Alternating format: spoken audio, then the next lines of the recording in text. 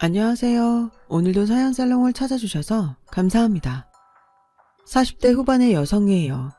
저는 정말 어려운 집안에서 자랐어요. 다른 아이들처럼 학원도 다니지 못했죠. 그러다 보니 자연히 또래 아이들과 어울릴 시간이 별로 없었고 집에서 혼자 노는 시간이 많았어요. 언젠가 엄마가 마론 인형을 하나 어디서 얻어다 주셨는데 그 인형이 얼마나 소중했는지 매일 끼고 살았어요. 부모님이 일을 나가고 혼자 있을 때는 인형을 맞은편 상위에 앉혀놓고 밥을 먹기도 했어요.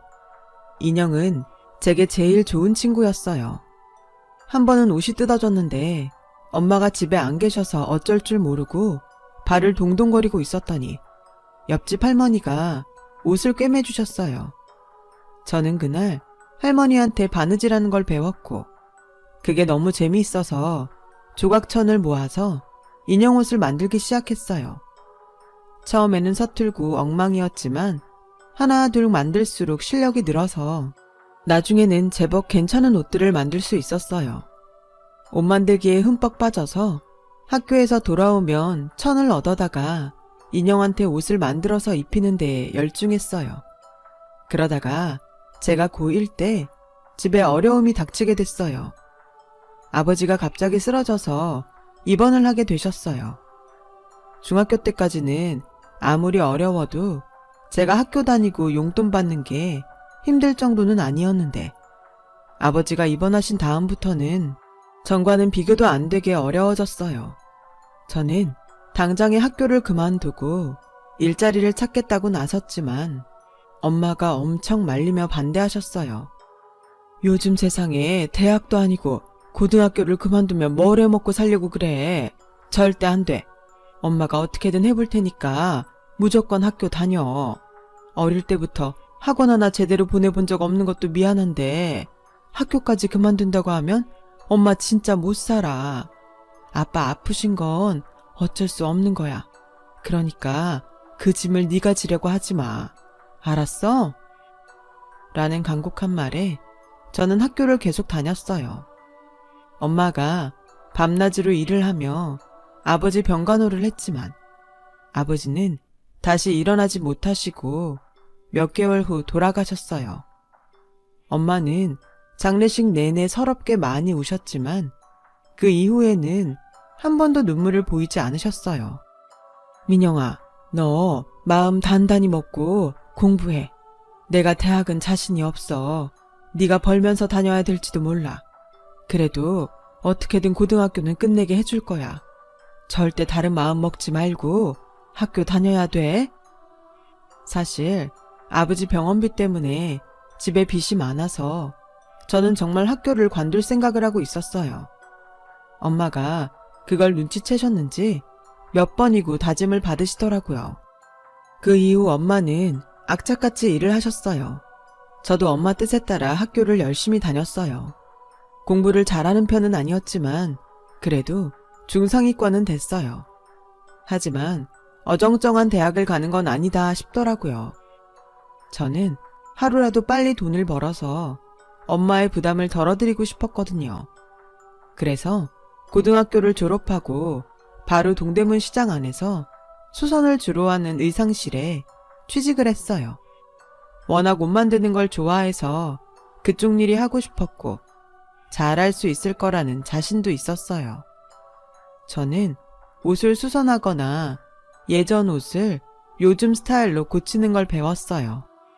인형 옷만 만들다가 진짜 사람들이 입는 옷을 만드니까 어려운 점도 있었고 새로 배우는 것도 많았어요.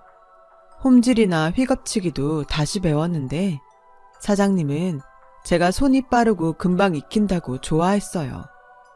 어릴 때부터 옷 만드는 걸 좋아했던 게 소질이 있어서 그랬던 것 같아요. 저는 일을 하면서 사장님이 옷을 디자인하는 것도 어깨 너머로 배웠어요. 디자인 책을 사다가 열심히 보면서 혼자 공부도 많이 했고요.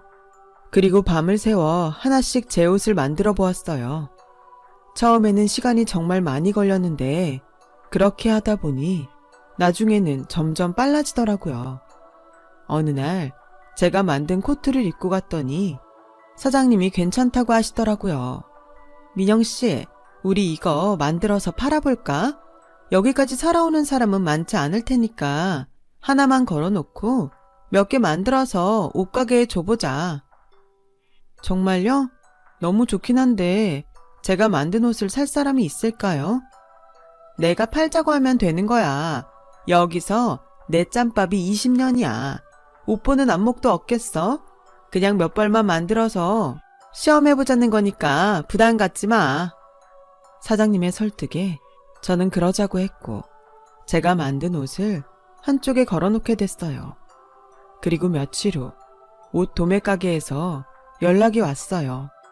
사장님이 놓고 간 코트 다 팔렸어요. 이거 몇 장 더 있어요? 좀 더 갖다 놓으면 좋겠는데.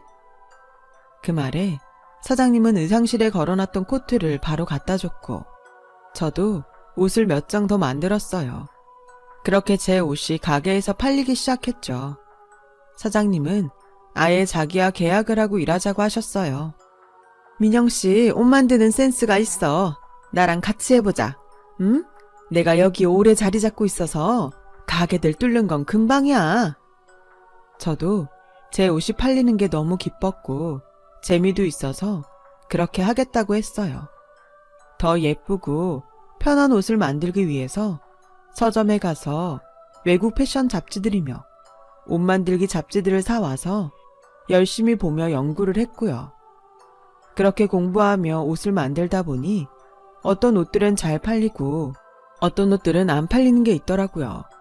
그걸 쭉 놓고 보니 외국에서 좋아하는 옷과 우리나라 사람들이 잘 안 입는 옷이 뭐가 다른지 조금씩 파악이 되더라고요.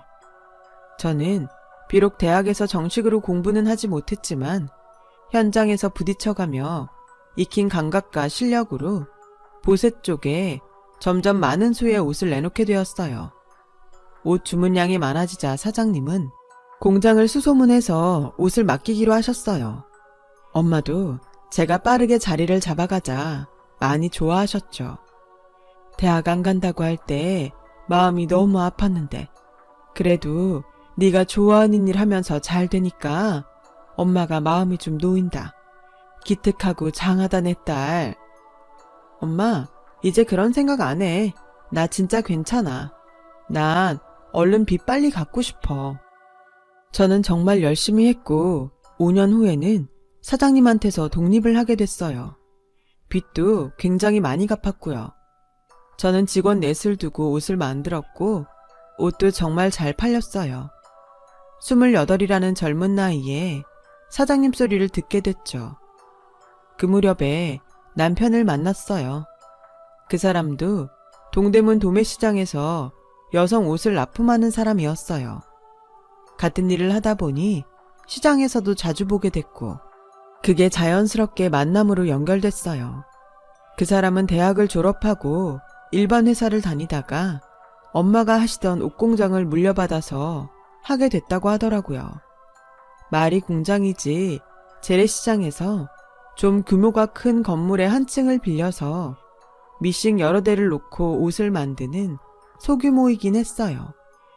같은 일을 하다 보니 말도 잘 통했죠. 무엇보다 의지가 됐던 것 같아요. 엄마는 제가 혼자 일하는 게 불안했는데 든든한 사람을 만나서 잘 됐다고 좋아하셨어요. 남자는 특히 제 디자인 칭찬을 많이 했어요.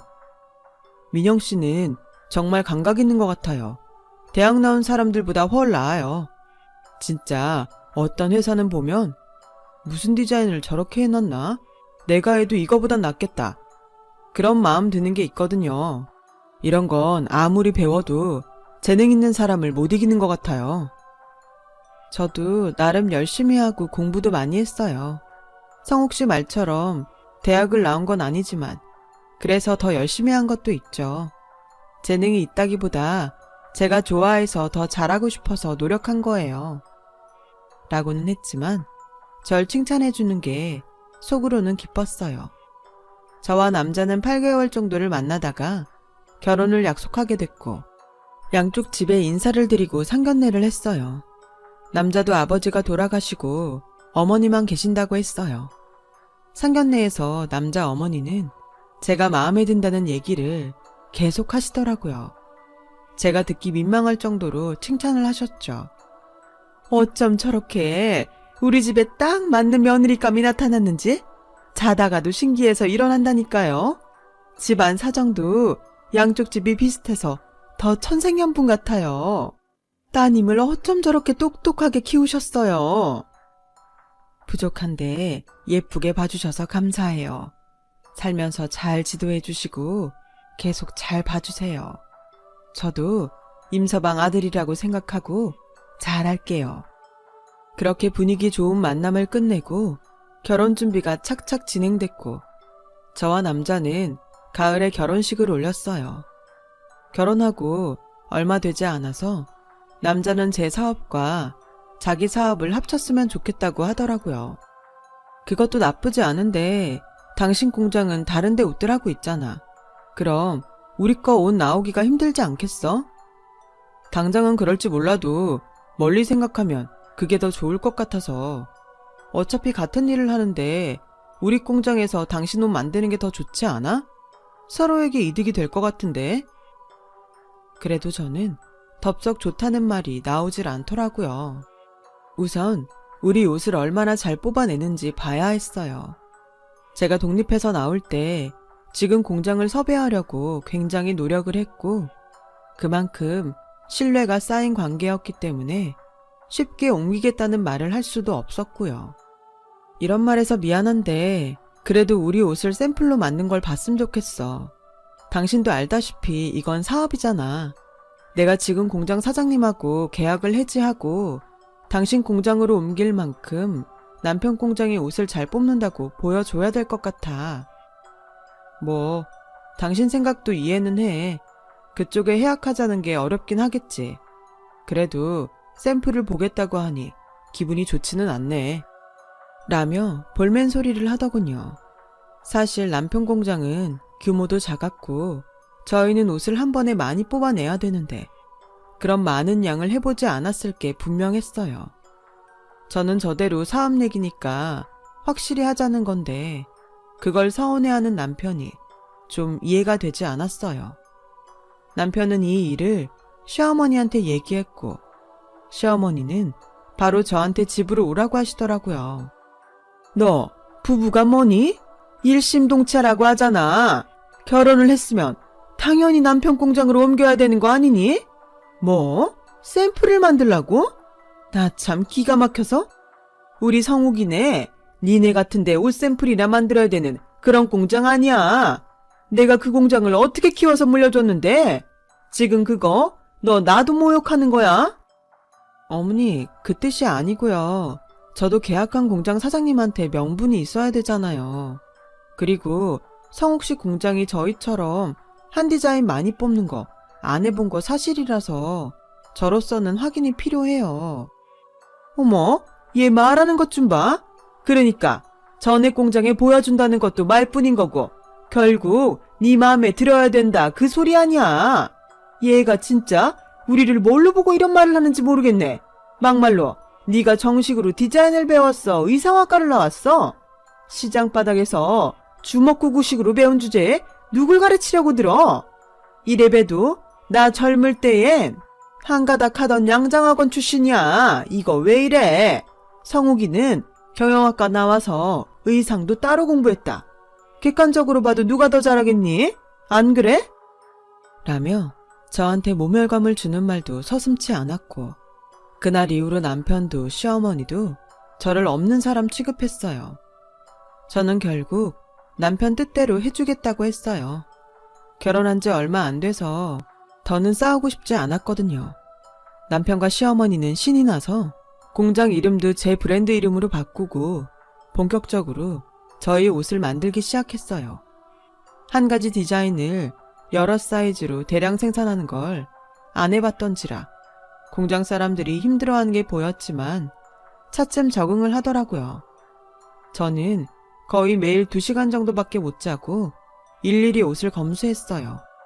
그렇지 않으면 잘못 나온 옷들이 꽤 있어서 안 되겠더라고요. 점차 사람들도 적응을 많이 하고 옷도 잘못 만드는 일이 거의 줄어들자 남편은 사람이 더 필요하다면서 회사 직원들을 늘렸어요. 그건 그럴 수 있다 싶었어요. 하지만 전 아무래도 대량 생산이 가능한 공장에서 하는 게 더 낫다는 생각은 변함이 없었어요. 물론 자동화 시스템 공장에서 부분 만들어 오는 게 많았지만 남편 공장이 다 소화하기는 버거워 보였거든요. 이런 얘기를 다시 해야겠다고 생각하고 있는데 남편이 점점 집에 잘 안 들어오더라고요. 매일 야근해야 된다고 하거나 바쁜 일이 있다고 하는데 제가 공장 스케줄을 뻔히 다 아는데 좀 이상하다 싶었어요. 그러다가 청천벽력 같은 소식을 들었어요. 남편이 제 브랜드를 자기 이름으로 상표 등록했다는 결정서가 집에 온 거예요. 저는 너무 놀라서 바로 공장으로 갔지만 남편을 만날 수 없었어요. 사람들이 저를 사무실에도 들여보내주질 않았거든요. 그제야 둘러보니 디자인팀에 사람이 둘이나 앉아있더라고요. 사람을 뽑는다는 게 공장 일을 할 사람만 말한 게 아니었던 거예요. 저도 상표를 등록해야 된다는 건 알고 있었지만 솔직히 제가 보세옷을 만들고 주로 도매상에 넘기다 보니 상표가 크게 중요하다고 생각하지 않았어요. 남편은 제 브랜드를 찾는 단골들이 꽤 있다는 걸 알고 자기 이름으로 상표를 등록하고 대학가에 가게까지 계약했더라고요. 그런 걸 저하고 상의도 한마디 안 하고 독단적으로 했던 거예요. 저는 쏙 빼놔야 했으니 당연히 말을 안 했죠. 그제야 남편과 시어머니가 자기네 공장에서 옷을 만들라고 그렇게 사람을 괴롭힌 이유를 알겠더라고요. 남편과 연락이 되지 않아서 시어머니에게 연락을 해봤지만 역시나 받지 않더군요. 앉아서 당할 수만은 없다는 생각에 시댁으로 찾아갔어요. 근데 남편이 어떤 여자와 같이 나오고 뒤에 시어머니도 나오더라고요. 남편과 여자는 바로 같이 차를 타고 떠났고 시어머니는 다시 집으로 들어갔어요. 저는 얼른 뛰어가서 대문을 붙잡았어요. 어머 깜짝이야. 왜 이러니 너? 무슨 일이라도 있어? 사람 놀랐잖아. 어머니, 저 사람이랑 같이 가는 여자 누구예요? 그리고 어머니도 제 브랜드 남편이 자기 이름으로 등록한 거 아셨죠? 어떻게 저한테 한마디도 안 하실 수 있어요? 저분은 이제 우리가 회사 모양을 갖춰야 되니까 투자해 줄 뿐이야. 젊은 나이에 어찌나 능력이 좋은지 아주 자금력이 말도 못하겠더라. 그래서 내가 집으로 초대 좀 하라고 했어. 잘 부탁드린다고 하려고. 넌 이 브랜드 성욱이가 등록한 게 그렇게 문제냐? 이러니까 우리가 너한테 말을 안 한 거야. 전에 공장 옮길 때도 너 얼마나 부정적이었니? 그런 식으로 하면 일을 하려고 해도 안 돼. 알아?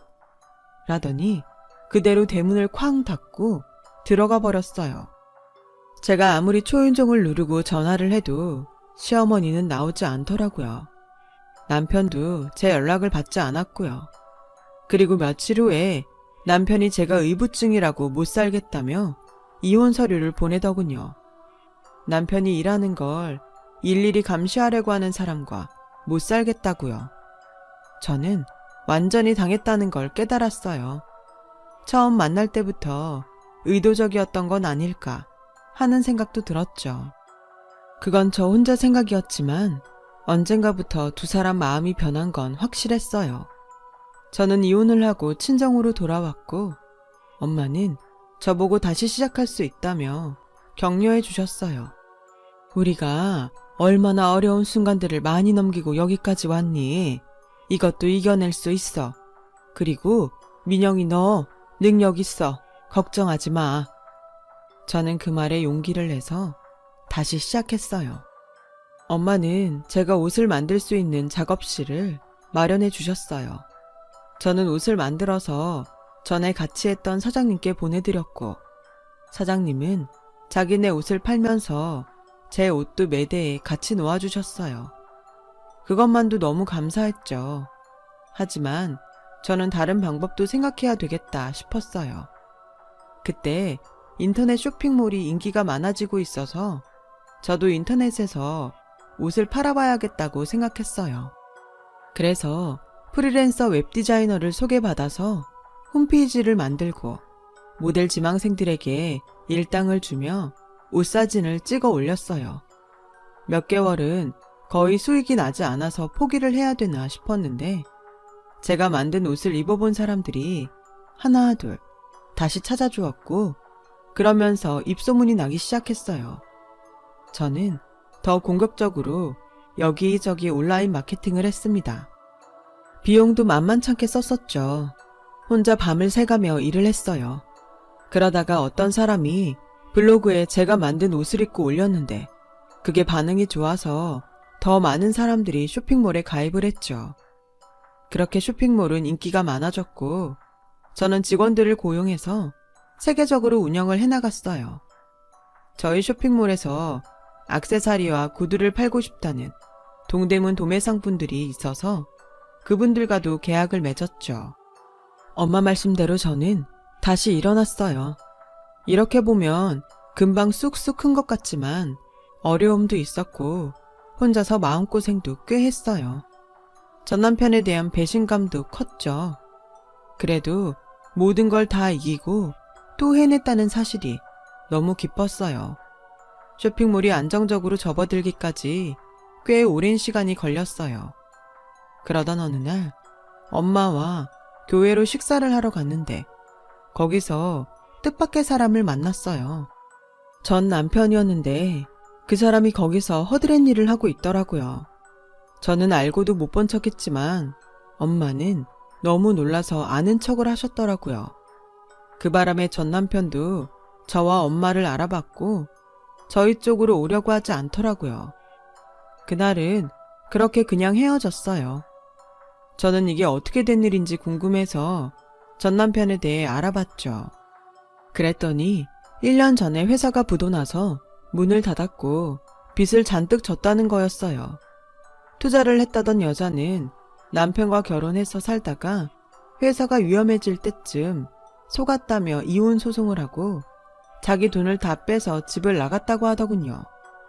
한편으로는 쌤통이라는 생각도 들었지만 다른 한편으로는 씁쓸했어요. 제가 처음 만든 브랜드가 그렇게 사라졌으니까요. 그러고 보니 제 브랜드를 시장에서 못 본 지 꽤 되긴 했더라고요. 그동안 너무 바빠서 잘 모르고 있었던 거죠. 그런데 다음날 전 남편은 어떻게 알았는지 제 사무실로 찾아왔어요. 정말 오랜만이야. 잘 지내나 보네. 저기, 그때는 내가 생각이 짧았어. 당신하고 그렇게 헤어지는 게 아니었는데. 이런 말 정말 염치 없지만 우리 다시 합칠 수 있을까? 이번엔 실수하지 않을게. 실수라니, 무슨 실수요? 그거 다 계획적인 거였잖아요. 제가 바보도 아니고 한 번 속지 두 번 속겠어요. 댁하고 더 이상 할 얘기 없으니까 나가주세요. 여기요. 모르는 사람 아무나 들여보내지 마세요. 이렇게 화만 내지 말고 내 얘기도 들어봐. 나도 그때는 잘해보자는 생각이었어. 근데 당신이 너무 사사건건 따지니까 일이 안 될 것 같았다고. 그 말이 지금 나한테 통할 것 같아? 난 이혼하고 시장에서 들은 말이 없는 줄 알아? 댁하고 댁 어머니가 상표 등록하고부터 마음 바뀌었다고 다들 그러더라. 모르는 사람이 없던데 나만 바보같이 모르고 있었던 거야. 그런데 나보고 다시 합치자고? 너 한 번만 더 그딴 소리 해봐. 사기죄로 고소할 거니까. 내가 못할 것 같아? 라고 소리 지르자 남편은 더 말을 못하고 가더라고요. 그런데 남편은 예전이나 지금이나 자기 엄마한테 시시콜콜 다 얘기하는 사람이더라고요. 다음에는 시어머니가 저를 찾아왔더군요. 아가, 그동안 잘 지냈니? 안사돈도 잘 계시고? 사는 게 바쁘다 보니 인사도 한번 못하고 이렇게 시간이 간지도 몰랐어. 할머니가 우리 엄마한테 왜 인사를 합니까? 그리고 누가 아가고 누가 안사돈이에요. 이제 그런 사이 아니죠. 완전 남남이에요. 얘는? 어떻게 사람관계가 그렇게 모자르듯 딱 잘라지니? 아무리 그래도 같이 지낸 정이 있잖아. 결혼하고 살 때도 저한테 자기네 공장으로 안 옮긴다고 막말 함부로 하던 사람이 그러니까 되게 어색하네요. 저 댁 아들하고 다시 안 합쳐요. 그러니까 그만 돌아가세요. 라고 하자 시어머니는 제 앞에 무릎을 꿇고 싹싹 빌더라고요. 정말 미안하다. 우리가 잘못했어. 한 번만 다시 생각해 볼 수 없겠니? 우리한테도 기회를 주려무나. 제가 이만큼이라도 성공하지 않았으면 댁들이 내 앞에 와서 그런 말을 했을까요? 아니죠. 제가 고졸이라고 그렇게 모욕해놓고 제 거 다 뺏어 갔으면 염치라는 게 좀 있어 보세요. 오늘은 제가 참는데 다시 또 찾아오면 그땐 정말 가만 안 있어요. 시어머니는 그래도 기회를 달라고 했지만 저는 거절했죠. 전 남편이 다시 찾아왔을 때에는 경비원을 통해서 회사에 들어오지 못하게 했어요. 두 사람은 몇 번 저한테 연락을 했지만 제가 다 끊어버렸거든요. 그러고 나니 다시 찾아오지도 않고 연락도 없더라고요. 그 후 두 사람이 어떻게 됐는지는 저도 들은 게 없어요. 저는 40이 돼서 저처럼 이혼한 남자와 재혼을 했어요. 한때는 다시는 결혼을 하지 않겠다고 마음 먹었는데 너무 따뜻하고 좋은 사람을 만나서 생각이 바뀌었어요. 남편은 중학교 선생님이고 가정적인 사람이에요. 엄마한테도 잘하고요. 지금은 행복하게 잘 살고 있답니다. 열심히 산 보상을 이제야 받는 기분이에요. 다들 건강하고 큰 문제 없으니 그게 가장 큰 복인 것 같고요. 들어주신 분들 모두 감사드리고요. 다들 행복하시고 행운이 많이 찾아오면 좋겠어요. 건강이 최고입니다. 항상 건강하시고요. 여러분, 사연 댓글에 응원과 현명한 조언 부탁드려요. 좋아요와 구독은 저에게 큰 힘이 됩니다. 오늘도 좋은 일 가득하세요.